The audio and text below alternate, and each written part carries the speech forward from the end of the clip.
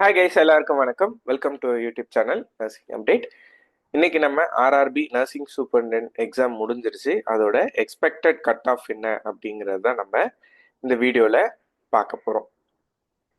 ஆக்சுவலாக ஆர்ஆர்பி வந்து 3 ஷிஃப்ட்ஸாக நடத்துனாங்க. அதெல்லாம் உங்களுக்கு தெரியும், நான் டைம் வேஸ்ட் பண்ண விரும்பல.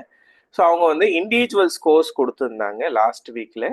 ஸோ அதில் வந்துட்டு நீங்கள் என்ன ஆன்சர் பண்ணீங்க, கரெக்ட் ஆன்சர் என்ன, ஏதாவது உங்களுக்கு ஏதாவது டவுட்ஸ் ஏதாவது இருந்துச்சுன்னா நீங்கள் வந்து ரீசேலஞ்ச் பண்ணுற மாதிரி கேட்டிருந்தாங்க. எல்லாமே ஃபைன்.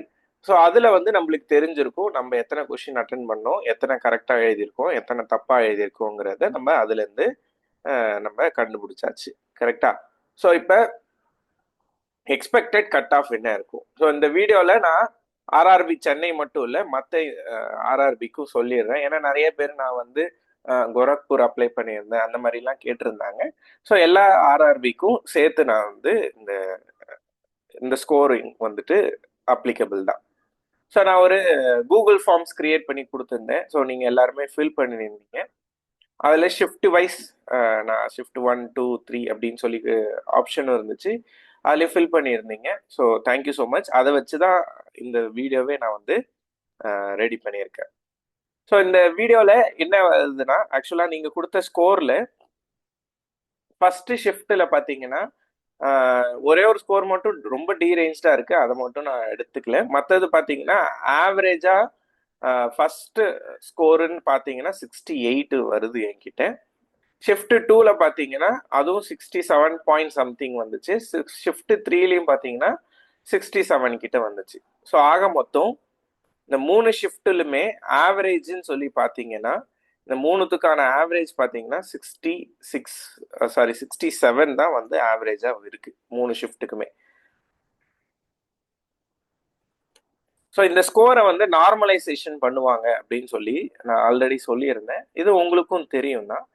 நார்மலைசேஷன் ஆக்சுவலாக என்ன செய்வாங்கன்னா, மீன் ஸ்டாண்டர்ட் டிவியேஷன் வச்சு போடுவாங்க. நார்மலைசேஷன் போட்ட இந்த ஸ்கோரை வச்சு நார்மலைசேஷன் போட்டதுக்கு அப்புறமும் என்ன வந்திருக்கு அப்படின்னு சொல்லி பார்த்தீங்கன்னா, இப்போ நீங்கள் ஷிஃப்ட் 1ல தான் அதிக ஸ்கோரிங் இருக்கிறதுனால எந்த சேஞ்சும் இருக்காது. ஷிஃப்ட் 2ல வந்துட்டு நார்மலைசேஷன் பண்ணதுக்கு அப்புறம் 0.01 வந்துட்டு இன்க்ரீஸ் ஆகும் ஸ்கோரு. ஷிஃப்ட் 3ல பார்த்தீங்கன்னா 0.012 இன்க்ரீஸ் ஆகுது. ஓகே, ஸோ அதுவும் என்னன்னு சொல்லிட்டு சொல்லிடுறேன், ஏன் இந்த 0 சொல்லிட்டு. இப்போ சப்போஸ் இதான் ஷிஃப்ட் 1 2 3, ஓகேவா? இப்போ சப்போஸ் ஃபர்ஸ்ட் மார்க் விட்டுருங்க, நான் ஷிஃப்ட் 1 எழுதியிருக்கேன். ஓகே, நான் ஷிஃப்ட் 1ல் ஏதோ ஸ்கோர் வாங்கியிருக்கேன். ஃபார் எக்ஸாம்பிள் 50 மார்க் அப்படின்னா என்னோட ஃபைனல் ஸ்கோர் மாறவே மாறாது.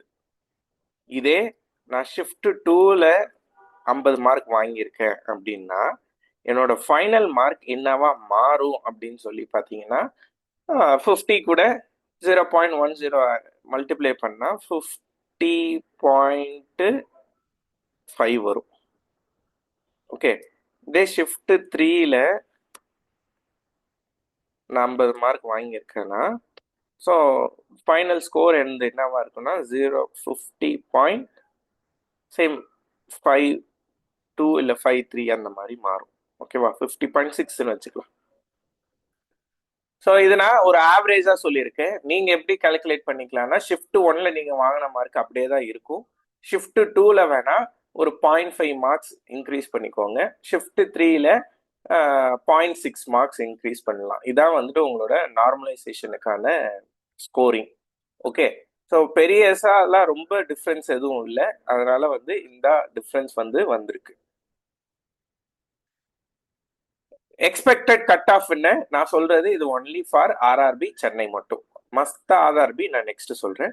எக்ஸ்பெக்டட் கட் ஆஃப் என்னவா இருக்கும் அப்படின்னு சொல்லி பார்த்தீங்கன்னா, இப்போ யூஆர் ஓபிசி கேண்டிடேட்டா இருக்கீங்கன்னா 60+ ஒரு கண்டிப்பாக வந்துட்டு ஒரு நல்ல ஸ்கோரு. ஆக்சுவலாக நான் வந்துட்டு கொடுத்ததுலே நியர் அபவுட் ஒரு 500 மெம்பர்ஸ் தான் வந்துட்டு ஃபில் பண்ணியிருந்தாங்க. அமாங் தட் 500 மெம்பர்ஸ்லேயே வந்துட்டு 60+ல பார்த்தீங்கன்னா ஷிஃப்ட் 2 3 1 மூணுத்தையும் சேர்த்து சொல்கிறேன், 3துலயும் பாத்தீங்கன்னா மோர் தென் ஒரு 12 மெம்பர்ஸ் கிட்ட இருந்திருந்தாங்க. ஸோ அப்பவே தெரிஞ்சிருச்சு கண்டிப்பா அந்த 12 மெம்பர்ஸ் வந்துட்டு டாப்பிங்ல தான் இருப்பாங்க. ஸோ ஒருத்தவங்க ஈவன் 80+ கூட இருந்தாங்க. அதுதான் எனக்கு கரெக்டா தெரியல, அது உண்மையான ஸ்கோரா இல்லை அவங்க தப்பா கூட எனக்கு கிட்ட டேட்டா கொடுத்துருக்கலாம். ஆனா சப்போஸ் அது உண்மையான ஸ்கோரா இருந்துச்சுன்னா அதுதான் ஃபர்ஸ்ட் மார்க்கா இருக்கும். சப்போஸ் அது இல்லை அப்படின்னா மோஸ்ட் ப்ராபப்ளி 66 இல்லை 67 தான் வந்துட்டு ஃபைனல் ஸ்கோரா இருக்கும். அதை தாண்டி போறதுக்கான ப்ராபபிலிட்டி ரொம்ப கம்மி தான். ஸோ நீங்க 60+ மார்க் வாங்கியிருந்தாலே ஒரு நல்ல ஸ்கோர் தான். கண்டிப்பா வந்துட்டு நீங்க செலக்ட் ஆகிறதுக்கான ப்ராபபிலிட்டிஸ் அதிகம். இல்லை SC/ST கேண்டிடேட்ஸ் இல்லை இடபிள்யூஎஸ் கேண்டிடேட்ஸா இருந்தா 57 இல்லை 58+ வாங்கியிருந்தீங்கன்னா செலக்ட் ஆகிறதுக்கான ப்ராபபிலிட்டி ரொம்பவே அதிகமா இருக்கும்.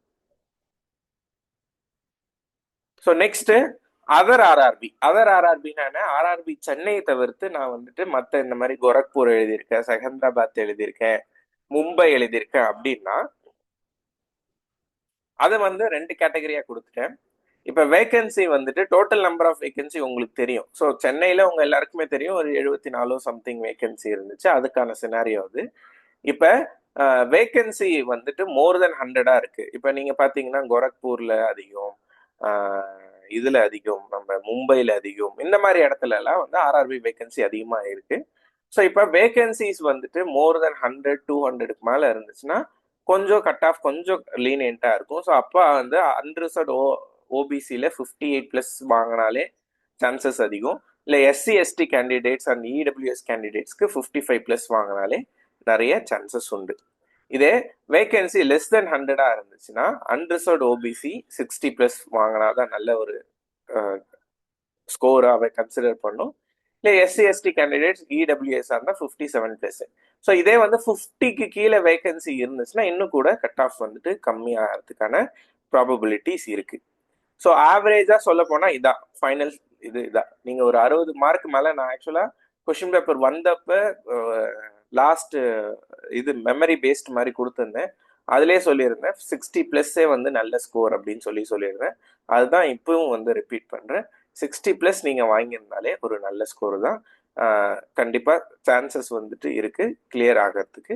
இதே 55+ வாங்கியிருந்தீங்க, எஸ்பெஷலி 57+ எல்லாம் வாங்கியிருந்தீங்கன்னா கண்டிப்பா நீங்க லிஸ்ட்ல இருக்கிறதுக்கான ப்ராபபிலிட்டி ரொம்ப அதிகம். ஸோ ஸ்கோரிங் எடுக்காதவங்க உங்களோட ப்ரிப்பரேஷன்ல மனம் தளராம ப்ரிப்பரேஷனை திருப்பி ஸ்டார்ட் பண்ணுங்க. ஏன்னா நம்மளுக்கு அடுத்தது நார்செட் இருக்கு, நெக்ஸ்ட் மற்ற இன்ஸ்டியூட் வரலாம், ஜிப்மர் வரலாம், நிம்மான்ஸ் வரலாம், எந்த எக்ஸாம் வேணா வரலாம், கரெக்டா? ஆனா எல்லாத்துக்கும் முக்கியமான விஷயம் என்னன்னா நம்மளோட ப்ரிப்பரேஷன் மட்டும்தான்.